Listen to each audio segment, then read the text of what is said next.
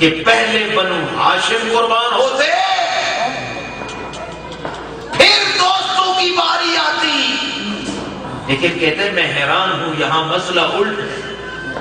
پہلے صحابہ، پھر دور کے رشتہ دار، پھر قریبی رشتہ دار، آخر میں عسکر جیسی شخصیت. اس کی وجہ کیا ہے؟ خود جواب دیتے ہیں کہ کربلا میں مرنا آسان تھا اور جینا مشکل. ہر طرف العطش کی آوازیں. امام نے یہی سوچا کہ میرے سامنے تڑپ تڑپ کے مرو نہ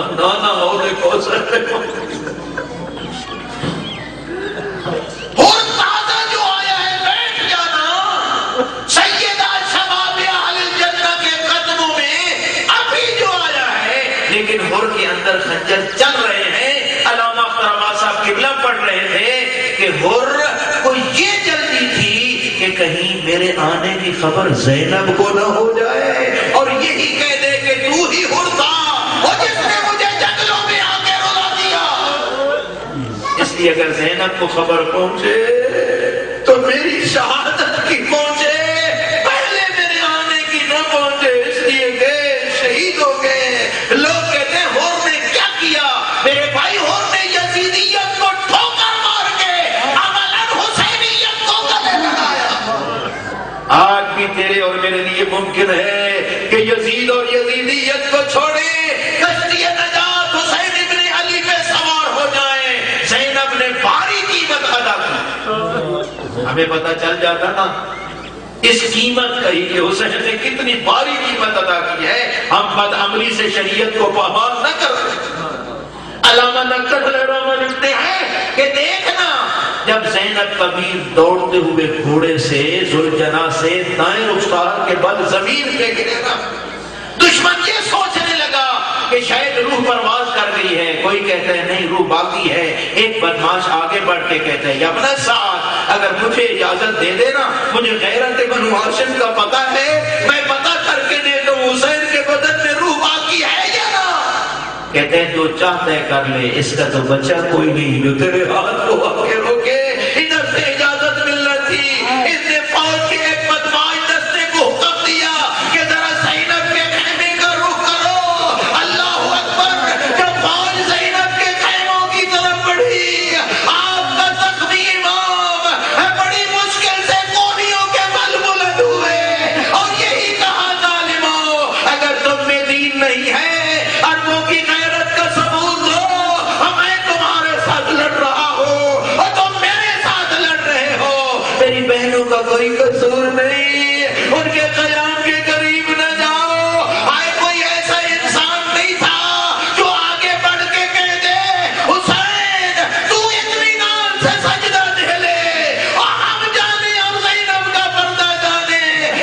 میرے بھائیوں ادھر شہادت ہوئی، ادھر صدائیں بلند ہوئی اور لوٹو تفرقات علی و بطول کو اور قیدی بنا کے لے چلو آل رسول کو. اس چادر کی قیمت حسین سے پوچھ جو آخری الوداع پہ بھی یہی کہہ رہا ہے این این اخوانی این این ابنائی. آئے میرے بیٹے کہاں گئے؟ آئے میرے بھائی کہاں گئے؟ آئے میرے بچپن کے دوست کہاں گئے؟ تم کہاں چلے گئے؟ میں ایک بار بلاتا تھا اور تم کئی بار لبیک کہتے تھے.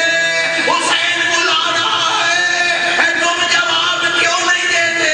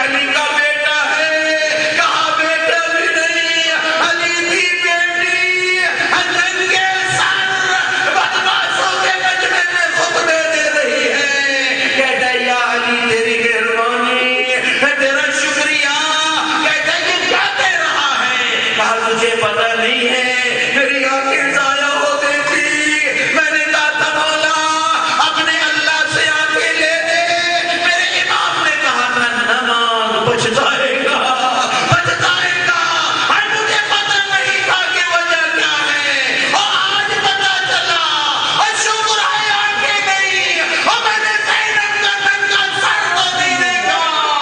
انا للہ و انا الیہ